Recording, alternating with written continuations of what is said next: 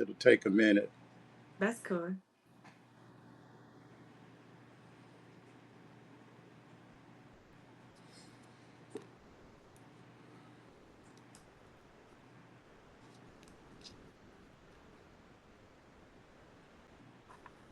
Hello, hello. This is Marlon Weems, publisher of the Journeyman newsletter, and I am here with an old friend actually, and we'll get into that in a minute.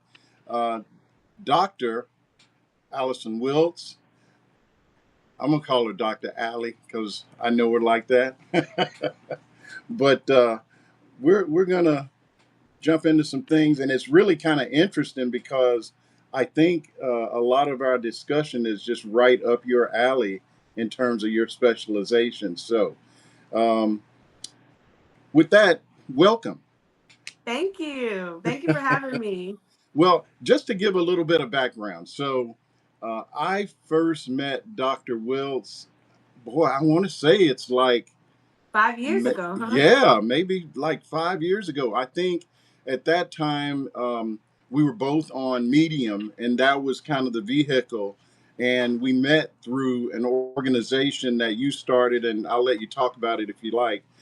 Writers and Editors of Color, and we sort of put together, or you put together this consortium.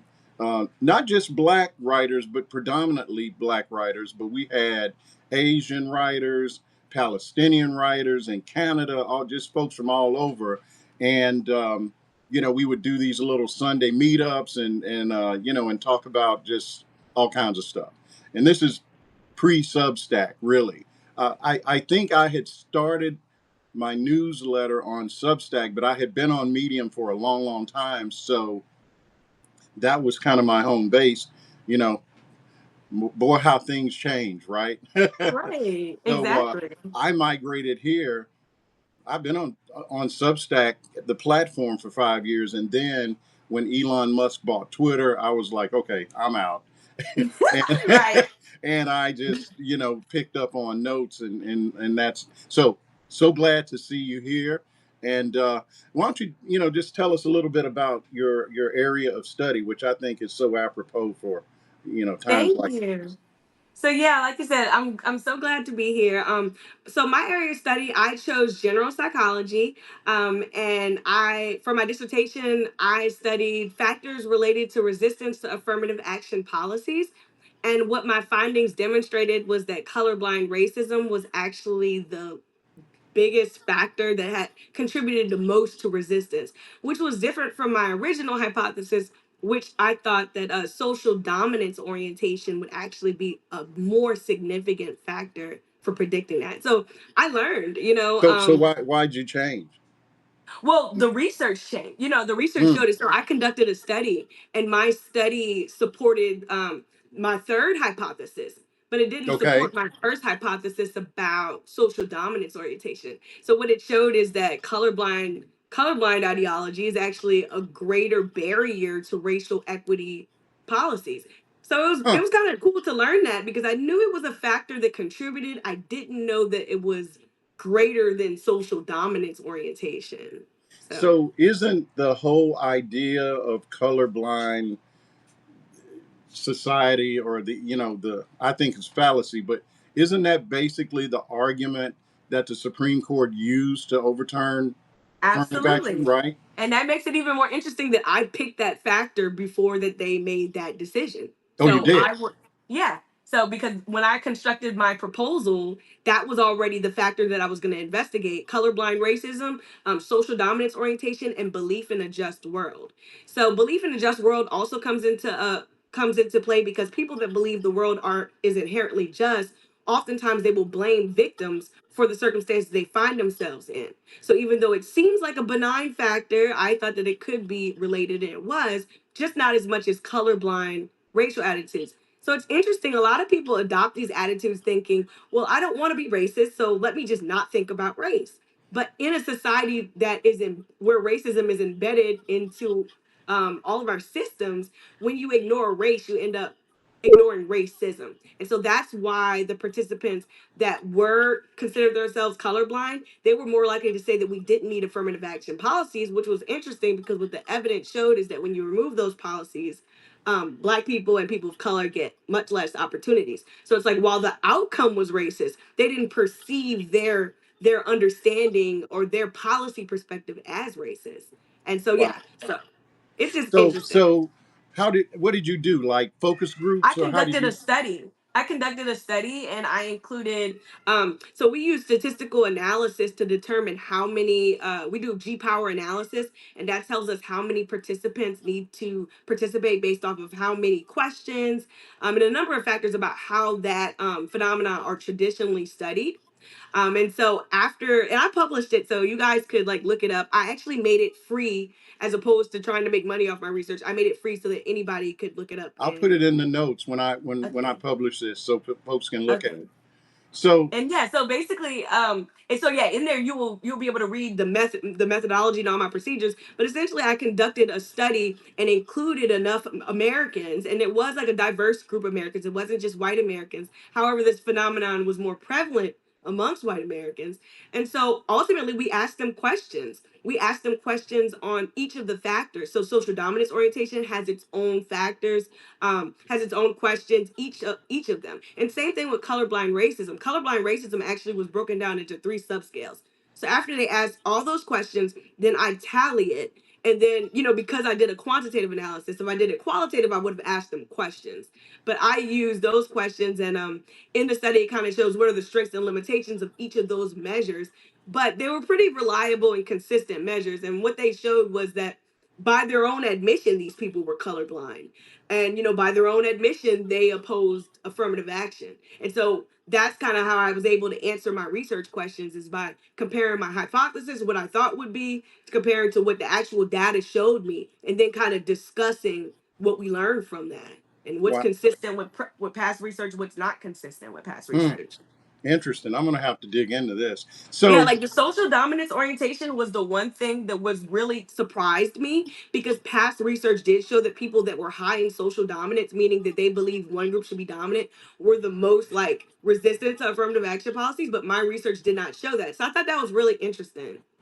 wait a minute. I want to. So So you're yeah, like so saying social dominance orientation is pretty much your proclivity to think that one group should be dominant above all else, right? okay, So okay, in this case, that would be white supremacy. If you right? think that white people, so it was interesting because what it found is that people that believe one group should be higher, they weren't as opposed to affirmative action policies as the colorblind, as the people that, and so when my professor was like, "How do you explain your results?" and I was like, "Well, this is my theory: is that people that believe in maintaining a hierarchy, whether it's just or not, um, they're going to support one group being on top. So that means if you're black and you have high social dominance orientation, you're going to want black people to be on top, which means you would actually support affirmative.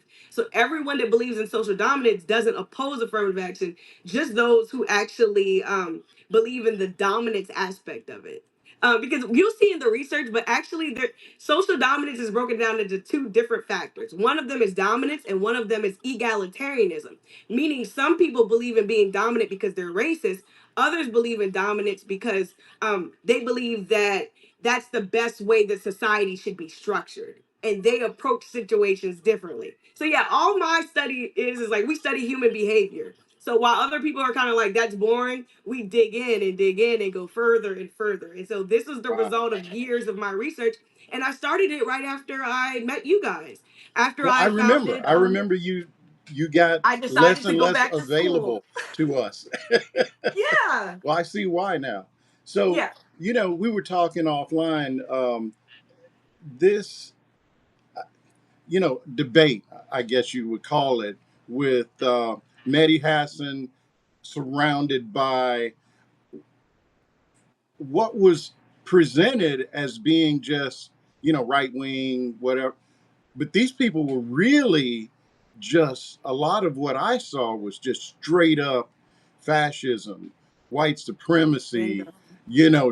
just completely over the line, right? And I'm interested to know. I've been wanting to talk about this. I haven't had a chance to watch the whole thing, But what I did see last night was it's about a 30-minute podcast with Tim Miller interviewing Hassan about being in this Jubilee is the deal. And I was shocked because he was shook by his He was like, experience.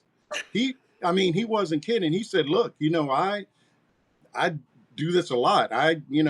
Have these back and forth with people who are on the opposite side of the spectrum." He said, "But right, when we left, I guess he had a producer and he had somebody that was providing security." And he said, I think Tim Miller, and I'll post it, but Tim Miller asked him, "Well, after it was all over, did you talk to these guys or what?" He said, "Oh, no, no, no." I got up out of there because the vibe was right, just so unexpectedly and unapologetically racist that right. he was like, "This is not at all what what I thought I was Right. It's getting not into." possible to break through or have a logical discourse that he kind of wanted to. Well, As a I social mean, scientist, I'm not gonna lie, I could have seen it coming because what the literature shows is that there's a connection between being far right politically and authoritarianism. So that kind of gives you some insights that if you are far right, you're more likely to be a fascist, you're more likely to be a racist and all these things. Doesn't mean it's guaranteed, right? But mhm. does show that it should not have been that much of a shock that when you request, give me the farthest of the far right, what that actually looks like is fascism, is authoritarianism, is racism, unfortunately. Wow. What struck me with some of the clips, and I've seen, there are maybe a half dozen different clips that are floating around. The whole thing I think is maybe an hour and a half. It's on YouTube. I'm not sure I can endure Me neither. an hour and a half of just forget the racism part, but just the Right. ignorance part Yes. where there's one where there's a guy and he's got like a really bizarre hat on and a mustache, kind of looks like Salvador And he looked Dali. like he was brown. He looked like a Well, brown he's person. no Mehdi explained. This guy was Iran. I think he was Iranian. Right. He's Middle Eastern for sure. So it was just striking to me. There was another one that I had not seen, but they discussed on Miller's podcast. And this was a guy who was Latino. Right. And just him even being there, you're going like, and he was undocumented. And he was far right. They come and get you. Now, Okay. look, now And you done messed and up now. yeah, and Maddie was like, dude, they might turn you in right when you walk out of here. That's like the So black it's man just showing up like at the I can't Klan get rally. the cognitive dissonance that allows you to have, to it's difficult for me to explain that. All the things you have to believe for this Right. shit to work just Right. blows me away. I think people are being indoctrinated online, and a lot of things that we've dismissed over like maybe the past 10, 12 years is, oh, these people are just being really wild on Reddit or they're doing this. Hmm. I think a lot of things are forming, we're seeing like the growth of incel culture. We're seeing, and I feel like all of that is kind of like related, where these people are like they're saying that society's broken, but they're not saying society's broken for the same reason that black people and people of color and actual marginalized people are saying it's broken. They're saying it's broken because they're not the center of attention anymore. Hmm. And it's kind of dangerous to see what they're willing to do to get that spotlight shine back on them and them only. We see that they're getting mad at Superman. Like they're getting mad at anything. They're attacking black and brown I mean, think about people. it. They've been mad at Superman, Barbie. Okay, they got mad at M&M's. all the comic books, mad at Marvel. And at a certain point, get a mirror. I mean, Right. honestly. So Right. on a personal level, just kind of to your point, and I dropped you a note about this. This is kind of like the last few weeks, something I've been dealing with. So, I'm on my second marriage. So I've got a daughter that just finished college. I've got a son that's going to be a sophomore. But I also have two older sons that are, one's almost 40, one's in his like mid 40s. And you can see the influence. They're both single, and it's like they're the target demographic for the nonsense. One of Right. them, we didn't speak for a long time because this boy was convinced the earth was flat. Could nobody tell him nothing different? Okay. And so that is a different kind of, It is. they're just consuming so much information. Now, he's deeply into crypto now. And having been a trader, we've kind of reconnected over that because he knows I know some stuff, right? Right. But what I found interesting about him is he would tell me something as fact that was really opinion. Right. Not It's really something, knowing the some difference. information that he had seen that he was acting on, right? Right. And I'm like, well, where'd you get that? Well, so and so said, yeah, but who's that? Where'd he get Right. it from?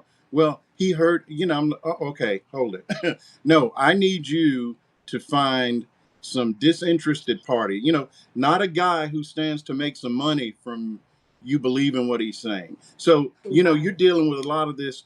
And I noticed it in Mehdi Hassan's, debate. There was a woman in particular, and they say things as fact, but it's really just their opinion. We Absolutely. can't get jobs because immigrants are taking all the jobs. We can't buy a house because immigrant. Well, wait, where are you getting that from? Well, Right. it's just like they don't have any evidence. Yeah. They just got a feeling about some shit. Well, when Okay. I was talking about racial equality the other day on the in the dark place, somebody said somebody brought up the whole white genocide thing. They're like, "You want white genocide, so why should we listen to you?" And I was like aghast. I'm like, just the disingenuous. It's like they. How could I even? I have no choice but to just block you because how could I even start to respond to something when you are already starting with an assumption that you're presenting as a fact? It, I I think it's I those impossible to I kind of banish those engage people with so some of that. quick. Yeah. Doc, I banish those people off my timeline real I quick know. It almost because, seems like they're see, endless though, because I promise I block at least 30 to 50 people a day. And yet every morning, brand here they new. come. Well, I don't mind having a conversation like a good faith conversation. Right. But when you Always. come at me saying, just like you said, and I get it. Well, as a matter of fact, I'm starting to get it because I posted, this video from Mehdi's thing of him and this woman talking, and I get people that are gonna. This is almost as bad. People are gonna tell me what I should have said. Right.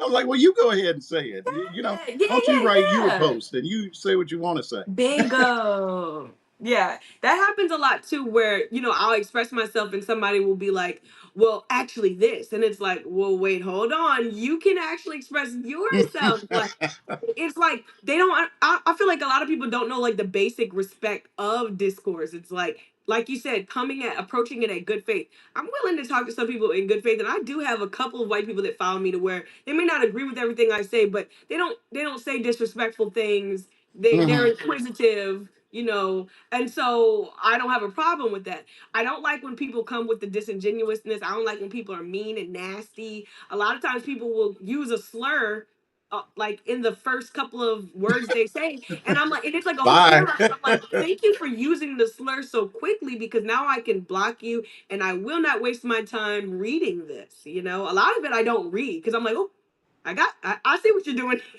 I see what you're doing. Or when you'll see them arguing with people that are just being nice and respectful, and you'll see them be, if I see someone be nasty to someone else, that's a good way for me to block them too. Cause I'm like, okay, no. See, you're talking to them in a way that I would not want to be talked to. And that this is making my life better by blocking you. Yeah, yeah.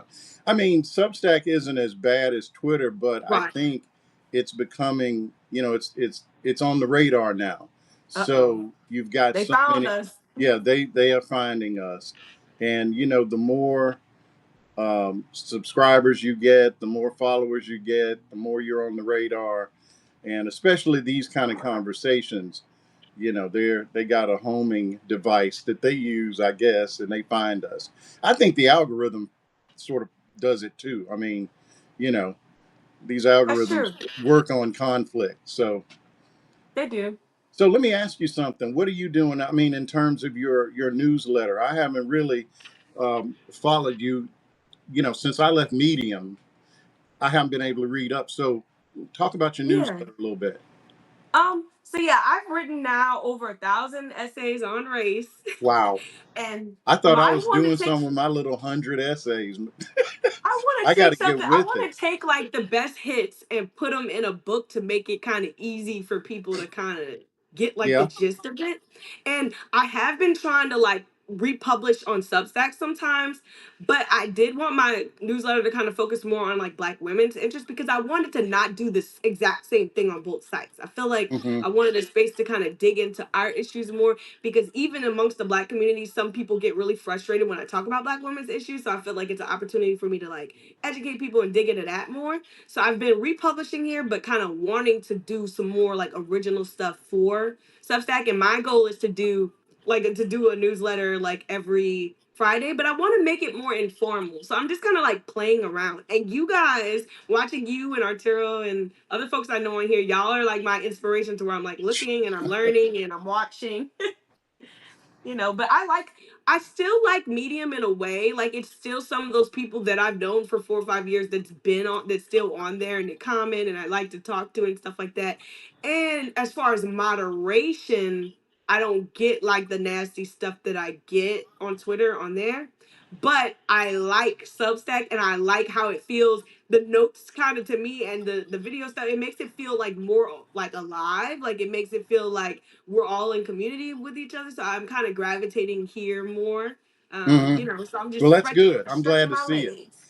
One Yeah. of the things that you just mentioned. So I started, like I said earlier, when Twitter just went totally to the dark side.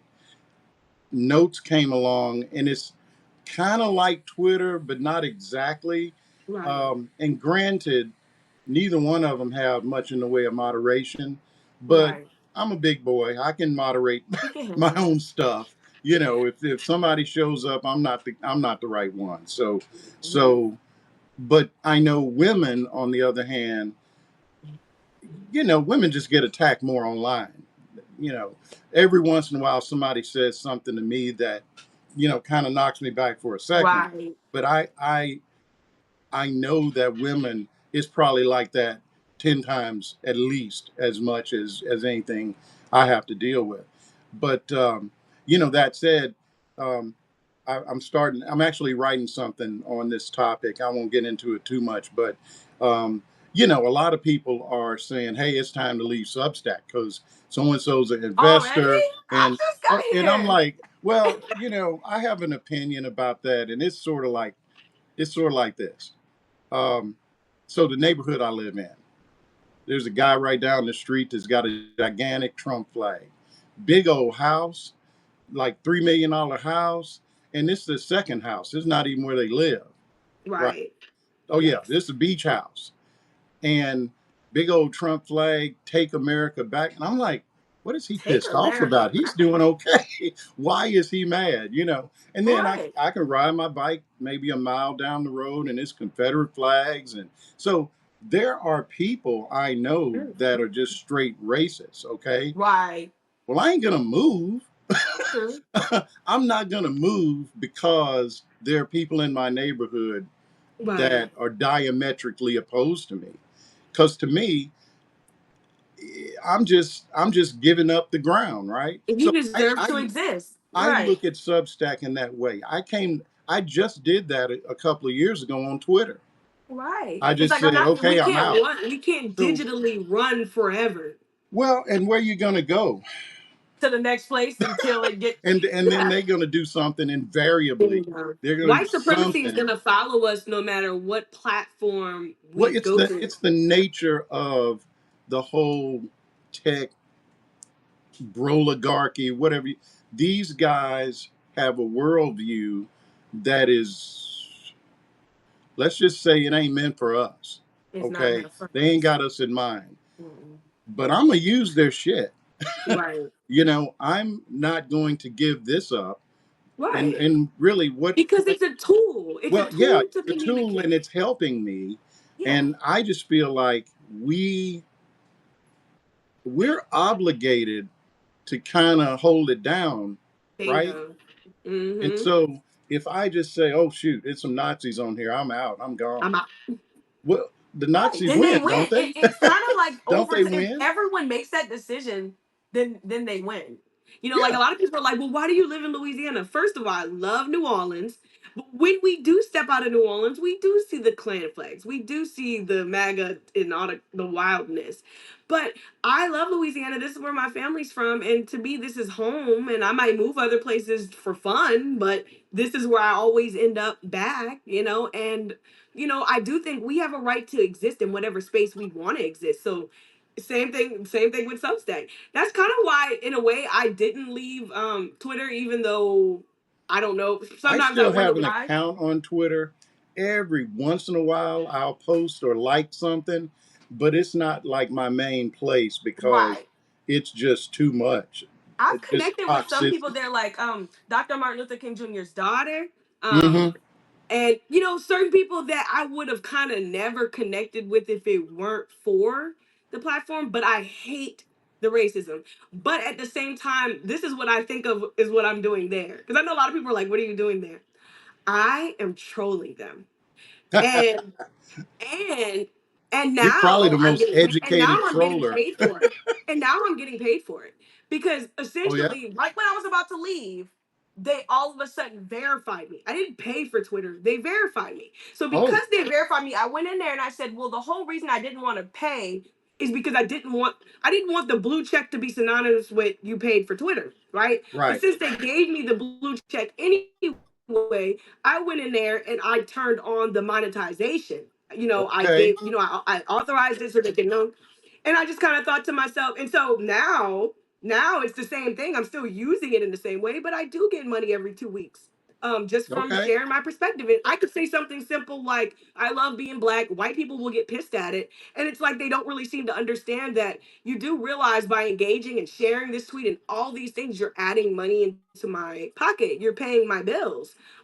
So go ahead, say the little nasty thing. I'm gonna block you, and you're paying me because my best friend had to kind of talk me into it because I was like, I'm done. I'm just done. And she was like, make their money, take their money, take their money. They're being mean to you.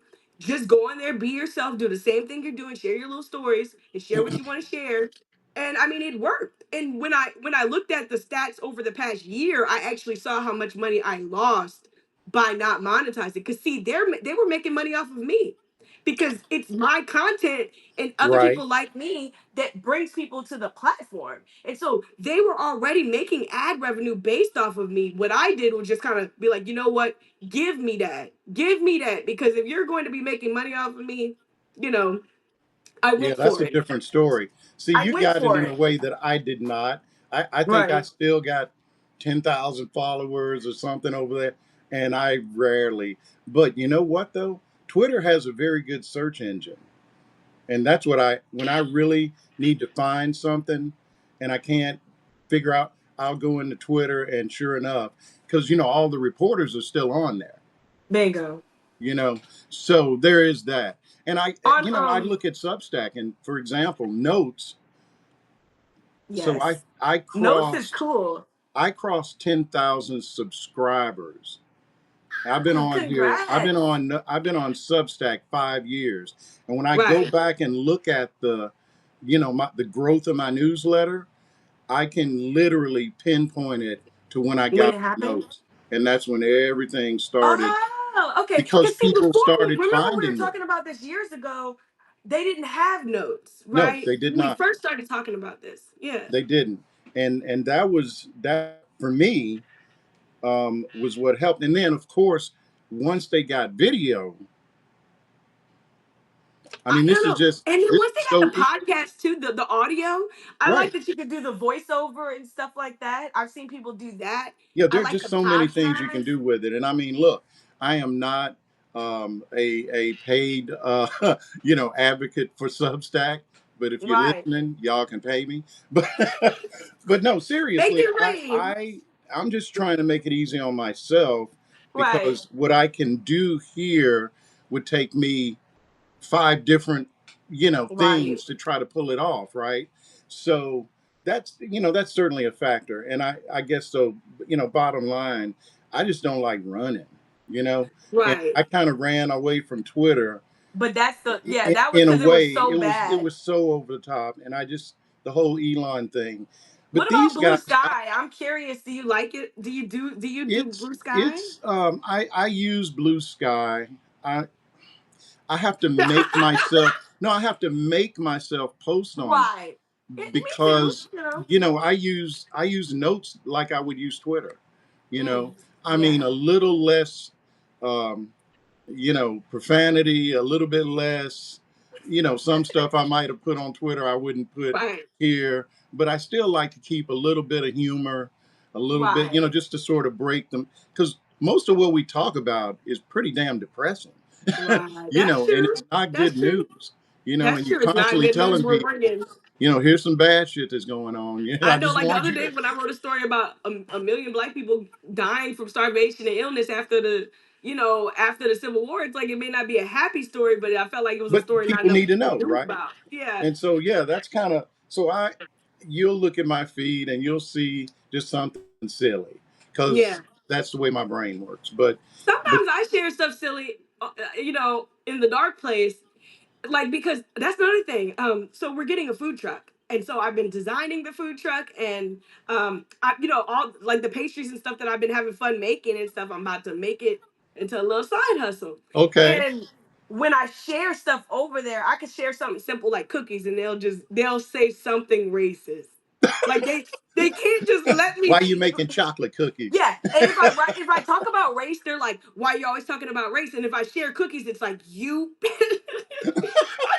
I kind of think it's funny at this point because it's like, y'all, you're not even original. I haven't heard an original racist statement in a long time. That's Like fun. y'all, y'all just can't help You yourselves. know something? Um, so I had not encountered racism here on notes Good. Well, until that's good to know. until literally within 24 hours of Trump getting reelected. Uh-oh. And here comes the N word. I was like, On for real, Substack? on Substack. Oh my I had just got, goodness. somebody told me I was uppity. I was a Because you're smart, you're uppity. up Yeah. in it. And I was like, oh, this is going to be fun. And, I just sort of wound this person up. And it was Right. like all the hits. I make more money than you, N word. And Yeah. I'm like, who is this person? And just going off. Right. Yeah. But I just took it as Trump getting reelected was like, we're back, putting the That's band true. back, the racist Yeah, band we're back, back baby. together. But in all the you wrong know, ways. and so yeah, but it was kind of shocking, but not surprising, really, Right. sadly. Yeah, after he won, honestly, I had so many plans, and it's almost like I didn't want to admit at the time how much the election had affected me because all the plans just kind of had to come to a stop, and Oh, listen. everything just had to be reassessed, reevaluated, rethought. So I thought I was ready, and that I would. I thought I was ready for whatever, but I did they not think, really I'm gonna got be fucked. honest, I wasn't ready. I was Well, like, oh, America ain't gonna do that again.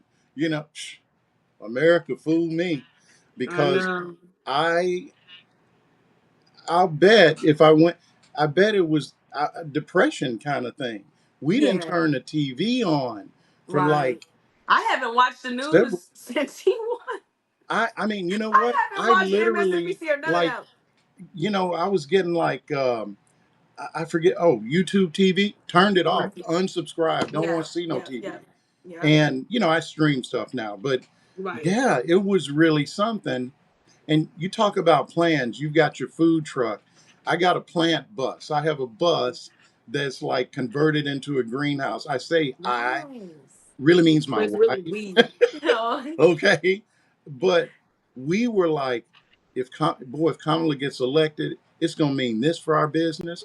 It's going to mean this for our I thought I was kids. gonna It's going to mean, $25,000 for first time home buyer. listen, That had me excited because I was like, well, I got decent credit, but if I can have that down payment, oh, that and will be 25 awesome. grand, it may not be all you need, but it's a whole lot, It's and enough for me to pay that especially, down and not have a high note.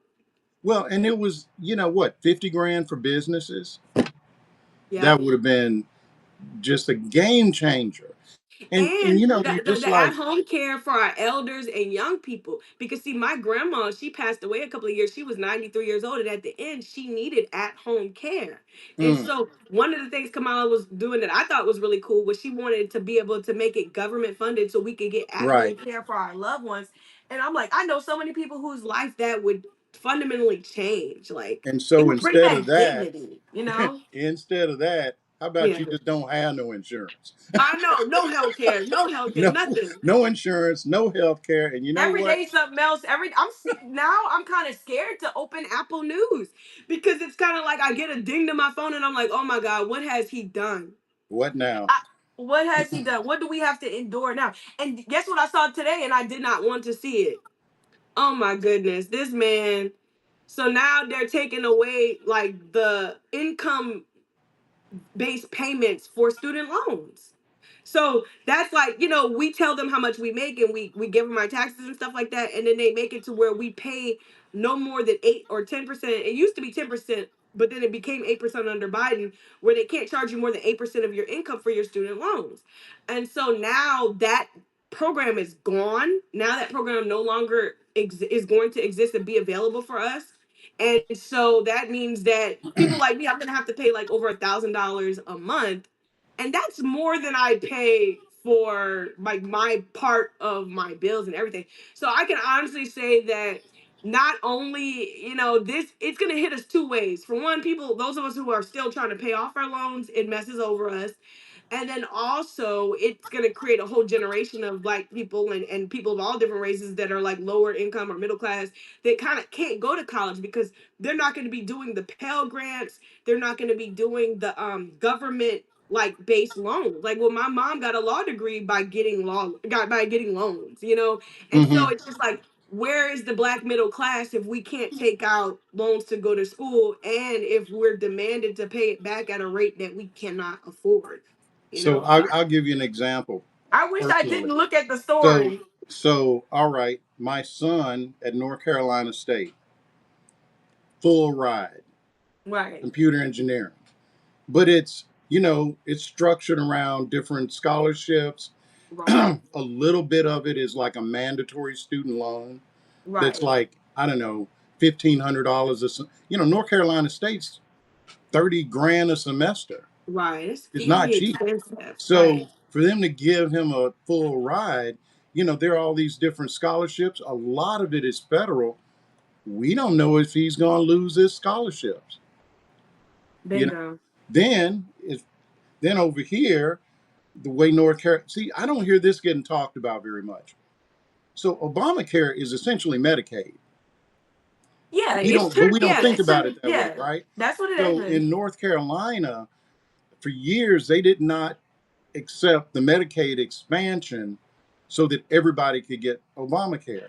Right, So, your entire family, depending on how your kids are on something called CHIPS. That's the right. Children's I Health remember that. Care thing, I know right? that part. So Mm-hmm. my son and my daughter are basically on Medicaid. Right, What's going to happen with that? right, Right? So my wife, because she owns the business, she she and I own it together, but I'm over 65, so I'm automatically on Medicare. right, She is on the ACA, and because the business is a startup, it's not really making a lot of money yet. So she gets the tax or the premium, the tax thing that offsets your premium. Well, right, that's going away at the end of the year. right. So what? She's going to have $2,000 a month in insurance premiums, not the co-pays, not all the. That's just the premium. They're making it So, too expensive to live. well, They're putting a squeeze I on saw us. Josh Hawley today on somebody's show, and they were asking him, and he's sitting there talking about, oh, it's going to be so bad, and people are going, and we've got to fix this. And I'm like, why'd you vote for this? We can't Knowing now. that We can't fix it because you voted for this. it's just, Unless something happens in the midterms. I think if something happens in the midterms, I think the optimism might come well, back the into America. I think that's probably something that's But gonna will happen. people participate? Will people participate? But these all of these things, the tax credits, all that stuff, Pell grants, all that stuff goes away at the end of the year. That's 6 months from now, not even 6 months. The midterms are a year plus from now. You It's know, just so long. it's going to They're talking be about garnishing people's wages for for student loans as well. So that's going to be hard when you have to pay what? rent and you go Mm, to look at your check and your check is garnished because you owe student loans. Um, I don't know. It's just gonna get really weird. I know with us starting a food truck, I know I'm planning on trying to work 3 days a week and do that. And like if they want to garnish it all or whatever they case they mhm. make, you know what I So mean? I'm sitting there like, oh I my gotta ask, so god. Allie, what kind of food? Oh, muffins.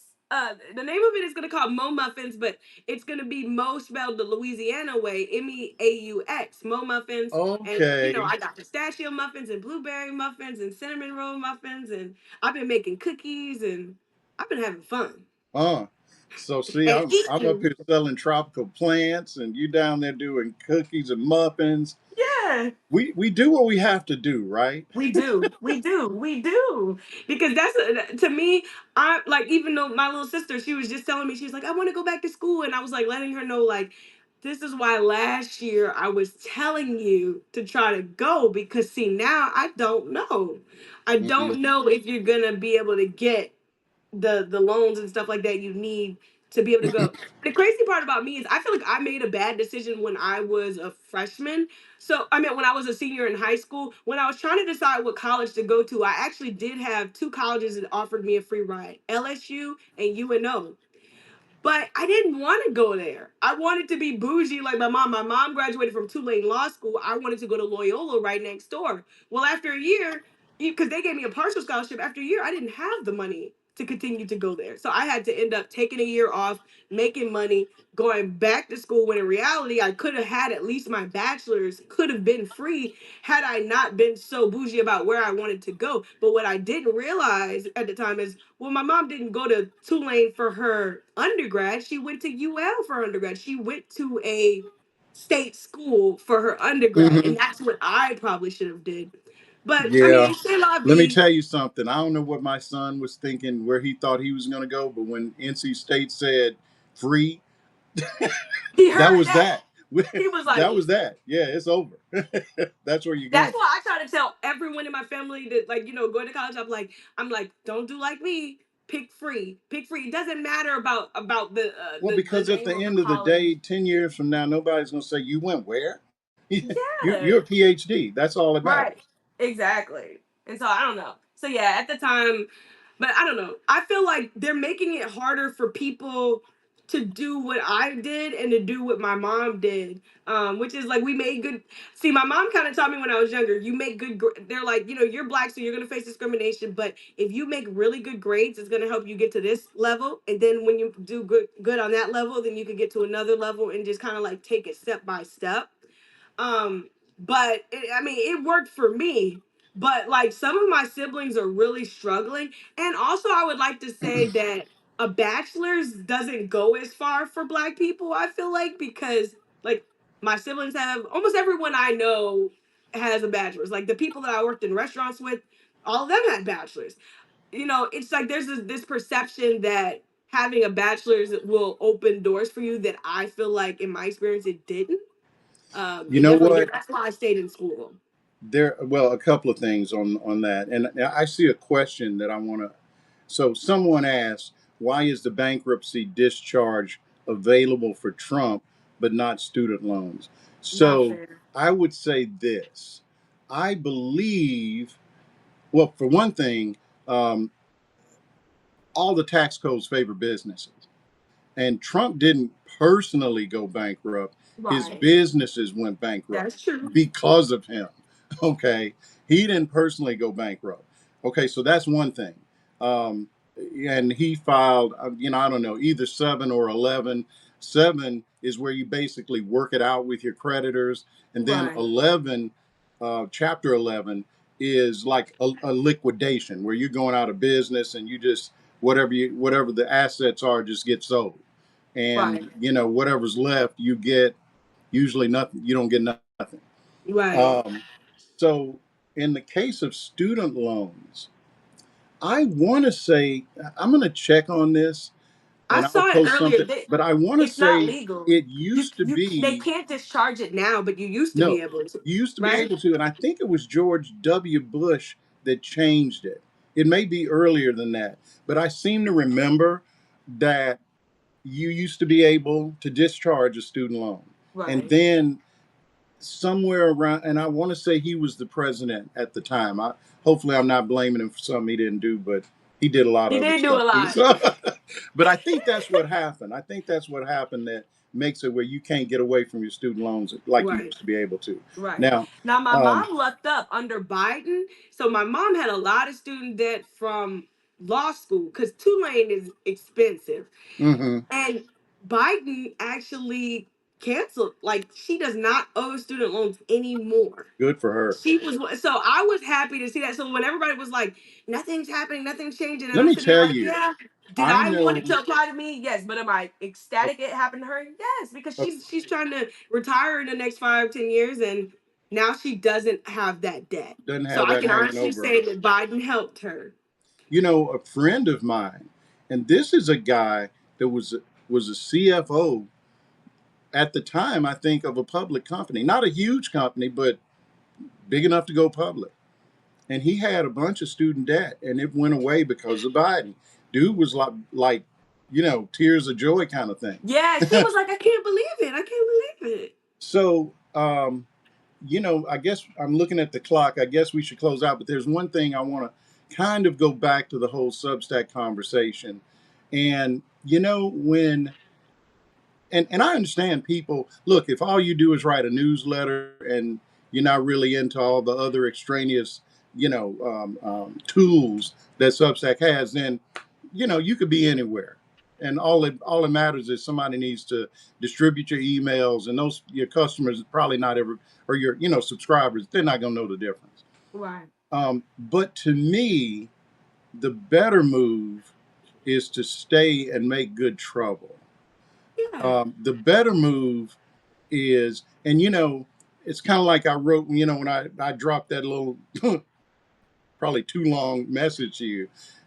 The way I see it is, this is all the more reason why people should support those of us that are not the big famous folks, but are That's true. independent experts. You know your field and you can speak on it. I know some stuff that I can speak on as an expert. And I'm not a reporter. I used to be what they call a subject matter expert in capital markets. Long title. All it means is I did it long enough to make a lot of mistakes and know how things work. Right. But to Mhm. me, what the right does so much better than us is they support their people. That's true. Like I said to you, so we had this consortium. It still exists. Writers and Editors of Color, woke. If you hadn't figured out the acronym, was that on purpose, by the way, or did it just kind of come out that way? No, it came out that way. And once we Because started I saying don't that, remember. and we kind of laughed at it first, and we were like, well, we're forcing this because normally it would be weak, and we were like, no, that sounds hilarious. No, No, no, no, it's gonna nobody's be saying woke. we are. It's woke. So anyway, my point is this: if there were a consortium of right wing writers of color, you know damn well the um, some dark money group would be dumping money all over us. Right. We wouldn't have to be scraping, trying to make a little bit of money writing. They would seek us out, and we'd be all over all over social media. That Right. because that's what they do. Charlie Kirk, y'all, come on, Bingo. Yeah. Charlie Kirk. I remember when this guy was just a guy on Twitter, and look at him now. Because Right. they start and they do it. They do it all across every sector. You go to the dog catcher meeting, and the dog catcher got a MAGA hat on. Right. You go to any.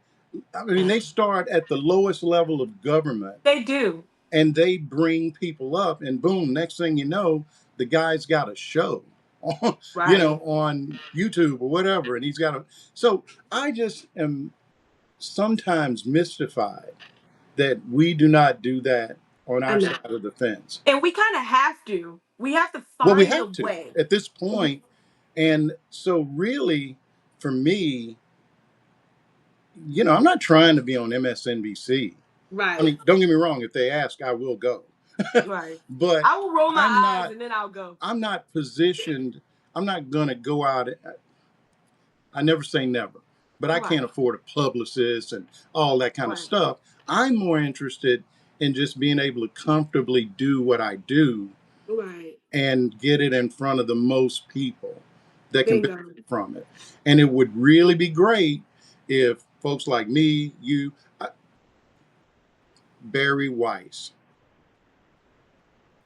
Barry Weiss on Substack. I don't know how many. I'm actually going to get into some detail about this. Good. She has, the free press, and everybody's mad about. Not everybody. A lot of people are concerned about Mark Andreessen being in this latest investment on Substacks. They raised $100 million. Mark Andreessen been funding this since the beginning, y'all. This is Series C.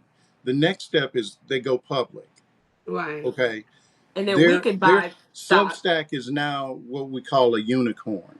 It's Hmm. valued at $1 billion. Ooh, Okay, they this is want it. Series C, which means there was a B and there was an A, and there was a seed round. Right. He wasn't in the seed round, but he was. Andreessen has led every funding round. Right. Andreessen Horowitz, that's his venture capital firm. They have led. They led the Series A. They led the Series B, and they're in the Series C that just got funded. Okay. Not only that, Substack partnered with the Free Press to deliver an enterprise version. Okay, because they have a newsroom. So now, guess what? On a personal level, Andreessen's invested in the Free Press. Right. So when you see him on their little podcast, he ain't some disinterested guy. He Yeah. got money in that company. Right. Oh wait, there's more. So this whole thing that just happened with Paramount Plus, they're talking about bringing in a guy. I can't recall the name, but it's going to be in a post. I'm working on it now. Sort of a right wing guy to come in and run CBS News. Guess who's going to be there? I don't know if it's going to happen, but they're saying Barry Weiss is going to be advising him. Hello? Mm. That's how they do, y'all. And we That's how they sitting do up it. over here. That's We're why sitting we up have to over work together. here. And a lot of times I still host that space on Sunday. And one of the things I do is I try to bring people on our side together. I try Mm-hmm. to. I'm like a lot of y'all. You will get mad at a couple of differences, and the next thing you know, we don't even have a coalition. I'm like, we need to be able to feel comfortable supporting one another. Um, and that also has to come from wealthy people who share the same ideology as us. Unfortunately, we do need we need that type of investment in our movement, in our visibility, and that's very hard to achieve. But like I always said, that was the whole point of Writers and Editors of Color, is we didn't feel like anybody was coming to do that for us. So we're just like, we're just going to keep sharing each other's things. And it did work. I mean, I have 70,000 followers on Medium. I have over 40,000 followers on Twitter. That was not like that 5 years ago when all of us started hanging out. So that's because we started doing the work. And I feel like I'm willing to help other people. If you send me things, share it, project it. That's kind of why I met with you. I met with Arturo. I met with Walter Reen, and I'm just trying to meet with other folks on Substack to try to like open those lines of communication. And I mean, who knows? Like I always say, I'm in my 30s. I might not always be broke. I'm broke now. I might not always be broke, especially starting this new business and stuff. And getting advice from some of the people that I'm getting advice from, but the more I do, I actually, my dream for Woke was to be able to like make it like a nonprofit of some sorts to where we could get money and encourage young writers and kind of hold writers competitions and be able to give people money, give people incentives to like create a panel and like y'all judge these essays and and also do like a quarterly publication. Like I have like lots of dreams, like lots of ideas and stuff, but Hmm. it just takes time nibbling away at all of this. And I feel like I'm finally psychologically recovered from the Trump win enough to actually like engage with people in like in earnest again. So talking to you is helping me coming out of my Substack box. Well, I'm glad I could help because we need you out here. Yep. Dr. Allison Wiltz, it is a pleasure talking to you. We're going to do this again soon. Yes. Good. And, I would just say, folks, not to preach, but I'm going to preach. Y'all find people. Hopefully, it's one of us. If it's not, independent voices that you want to stick around, then it doesn't take much. It really doesn't. And if you're canceling Paramount Plus, the Journeyman is right over here. That $10 a month, let me tell you, that's half of an annual subscription right there. That's right. There you go. So anyway, it's been a pleasure, and again, um, you know, we're gonna make sure you stick around on Substack because we need you. Okay, good. I'm so glad to be here. Thank you so much for making my day awesome. Okay, well, I'll talk to you again soon, and folks, as I always say, see you on the other side. Take See you care. later. Bye, everyone.